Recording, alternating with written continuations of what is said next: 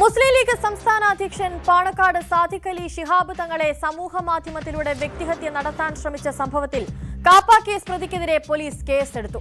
പെരിന്തൽമണ്ണ സ്വദേശി മുഹമ്മദ് റോഷനെതിരെയാണ് പെരിന്തൽമണ്ണ പോലീസ് കേസെടുത്തത്. 15 കോടി രൂപ നൽകിയില്ലെങ്കിൽ വ്യാജ ചിത്രങ്ങൾ പ്രചരിപ്പിച്ച് വ്യക്തിഹത്യ നടത്തുമെന്ന് മുഹമ്മദ് റോഷൻ ഭീഷണിപ്പെടുത്തിയെന്ന പരാതിയിലാണ് നടപടി. പ്രതിക്കായി അന്വേഷണം ഊർജിതമാക്കി.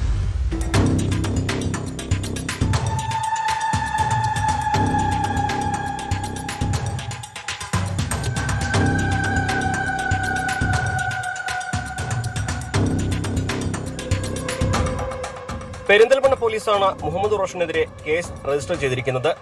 എഫ്ഐആറിൽ പോലീസ് പറയുന്നത് ഇപ്രകാരമാണ്. ഈ വർഷം ജനുവരി 31-ന് പെരിന്തൽമണ്ണയിലെ ഒരു മാളിൽ വെച്ചാണ് മുഹമ്മദ് റോഷൻ ബ്ലാക്ക്മെയിൽ ഭീഷണി ആദ്യം മുഴക്കിയത്. മൊയ്ൻ അലി തങ്ങളോടായിരുന്നു ഈ ബ്ലാക്ക്മെയിൽ ഭീഷണി. 15 കോടി രൂപ നൽകിയില്ലെങ്കിൽ സാദിഖ് അലി ശിഹാബ് തങ്ങളുടെ വ്യാജ ചിത്രങ്ങൾ ഉപയോഗിച്ച് അപകീർത്തികരമായ പ്രചരണം നടത്തുമെന്നും ഇക്കാര്യം പുറത്തു പറഞ്ഞാൽ കൊന്നുകളയും എന്നുമായിരുന്നു ഭീഷണി.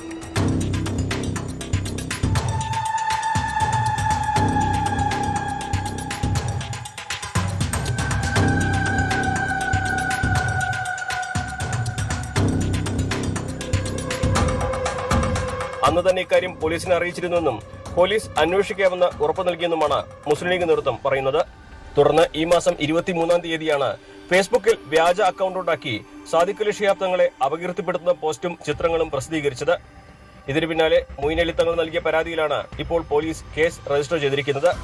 മുഹമ്മദ് റോഷൻ മുൻപ് കാപ്പ കേസിൽ പ്രതിയായിരുന്നു.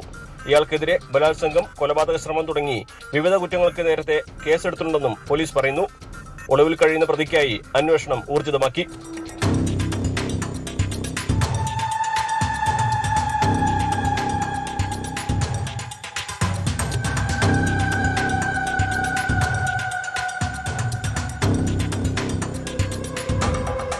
ന്യൂസ് 18 മലപ്പുറം.